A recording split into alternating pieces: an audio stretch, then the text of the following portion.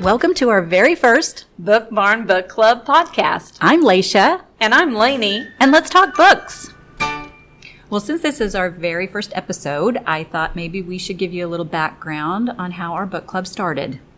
We met up with a high school friend for lunch and enjoyed each other's company. And she mentioned that she was in a book club. Yeah, and I thought that sounded like so much fun. So after we'd gone home, I messaged Lainey and I said, so when are we starting our book club?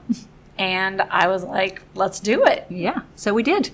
And it's been amazing. Yeah, it's been great. We picked a day and a time each month, and we chose a book, and we invited some of my colleagues and some of our friends to join us, and they said yes. Yeah, and it's just kind of gone from there. At our first meeting, our book club gathered at the Book Barn, and we discussed our first read, The September House by Carissa Orlando. And this is her debut novel. That's pretty impressive, yeah. What is this book considered? What genre is this? This is horror fiction. Horror fiction, yeah. Horror, yeah.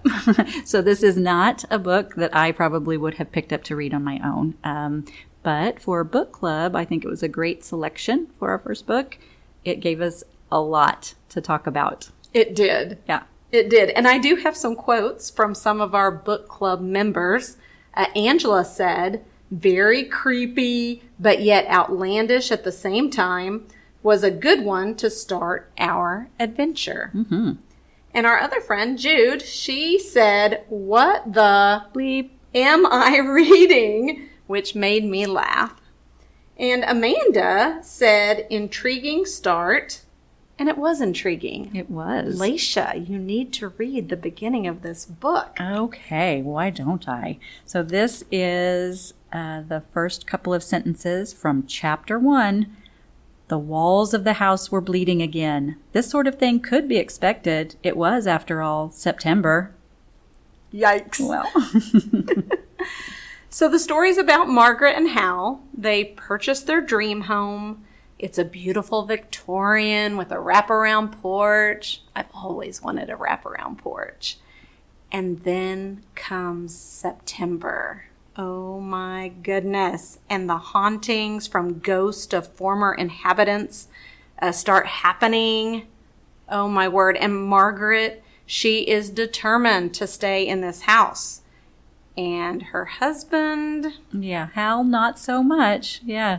I couldn't believe they stuck it out so long. It was like after 4 years, Hal just decides to leave, or takes off. Their fourth September in the house, I think, and he's gone missing. He has, and the daughter, Catherine, she comes not knowing what's going on in the house to help her mother find Dad. Yeah. And so she comes, and they're looking all over town, and they end up at the Salty Nurse Pub. And Catherine has to go to the bathroom. And she goes to the stall, and carved into the wall is a limerick. And I think you should read that limerick. Okay. All right. Well, here it is. There once was a man named Vale, who the wee ones thought was so frail. But he had them all snowed, and he took 'em below, and one by one made them all wail. Oh my goodness.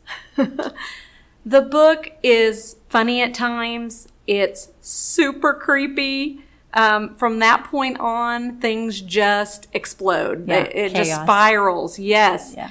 And some of the girls couldn't even read it. Yeah. They said nope. Yeah, I can understand. You know, you hear the walls are bleeding again for your first line, and you're thinking, I just don't know if I can do it. But I have to say that this was it was funny. It was witty. She threw a lot of humor in there. There were a lot of really funny one-liners. So you're going along, and it's kind of scary, pretty creepy for sure. And then Margaret says something that's just hilarious. And I was laughing all the time, even though it was, a horror book. It was funny too. I agree completely. The girls in our book club, they decided it was a 3-star. In my opinion, it should be higher than that. What would you give this book? I would give it a 4. Yeah, I actually did enjoy it. Not my preferred genre, that's for sure. But yeah, solid 4. Awesome.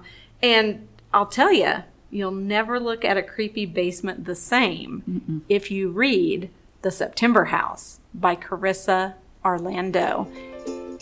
And now we head into our library segment. Eventually, we will have library selections from both Laisha's library and Lainey's library. But today we're going to discuss a book that we've both already read. It's another debut novel, The Trail, a Next Gen Indie Book Award finalist, written by Ethan Gallogly. He's an avid hiker, chemistry professor, and author. And I read it because I love to hike with my husband. And I recommended it to Laisha. Yeah, because I would like to hike with my husband. No, we have been on several day hikes, but we are nowhere at the level of Lainey and her husband. And we are not at the same level as this author. Yeah.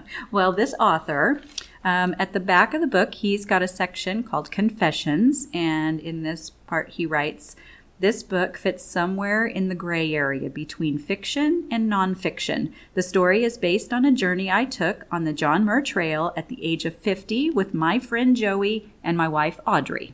And I can tell you, hiking with your spouse is an amazing experience. I absolutely love every minute of it. Yeah, you get a lot of time alone. Yes. And a lot of time to connect with each other. And part of the trail you're talking, and then part of the trail you're just being quiet but being together. Yeah. It's pretty cool. Yeah. And you guys camp. You go overnight, don't you? We do. We carry our hammocks in our packs. My husband actually sewed our hammocks. They're homemade. And we sleep in the trees. That sounds fun, but I'm not sure I'm ever going to be at that level. So The Trail is a story that details the origins of the John Muir Trail and is an adventure of two men that hike those 211 miles. Wow. Yikes. It starts at Yosemite Valley and they end at Mount Whitney. My longest hike has been 3 days. Yeah, mine's been a few hours. The main character is Sid. He's an older gentleman. You know I love older characters. He's sickly. He's a college professor with a love of hiking, and his hiking buddy has passed away. And so he asks his buddy's son to go on this journey with him, a month-long adventure in the Sierra Nevadas. Mm-hmm. And that son's name is Gil. Oh, Laisha, I know you have a lot to say about Gil. Gil, yeah. Well, I didn't care for Gil.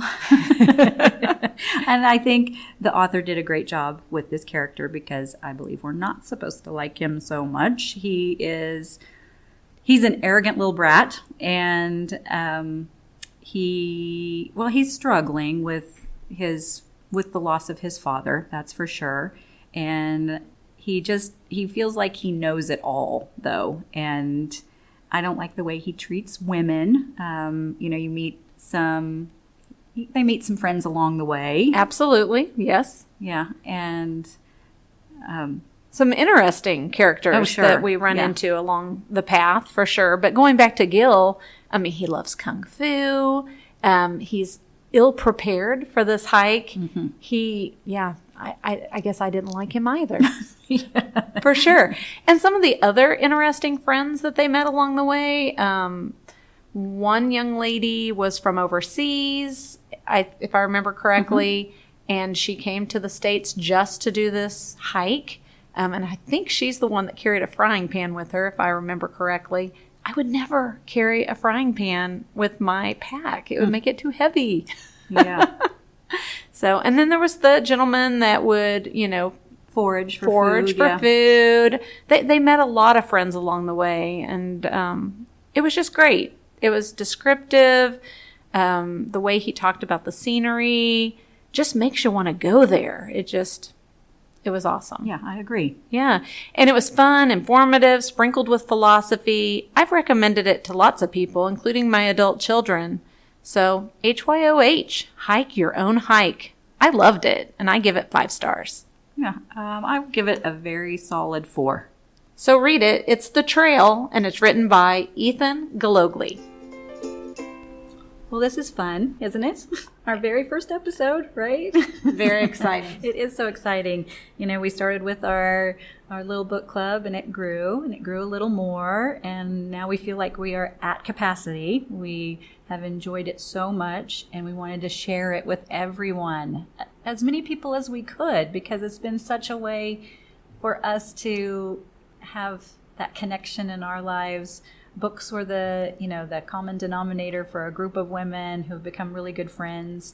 And so now we've created our public Facebook group that we hope that everyone will join. And you can join in our discussions, and, we can add comments to our podcast from the group. Everybody can kind of have a voice in things, and we hope that we can grow it from there and turn it into something really special. So can you tell them where they can find us? Sure. You can find us on Facebook. You can do facebook.com/groups/Book Barn Book Club, or you can, of course, just search on Facebook for the Book Barn Book Club group. And we have a cute little barn logo, and you can just click join right there. It is currently public, and we hope that everyone wants to just join in on the fun. Absolutely. And you can look in the same group for our new selections of the month, and then those selections will be ones that we do talk about eventually on here, and we'll post those, and that's where our discussions will actually take place, is somewhere on Facebook. We're kind of trying to figure that out, whether we want to do it in the comments section of that announced book title, or maybe we'll find a different way that works a little better, but it's all new to us, and we're figuring this out as we go. So thanks for joining us. Yes. I'm Lainey. And I'm Laisha. Until next time, keep your bookmarks busy.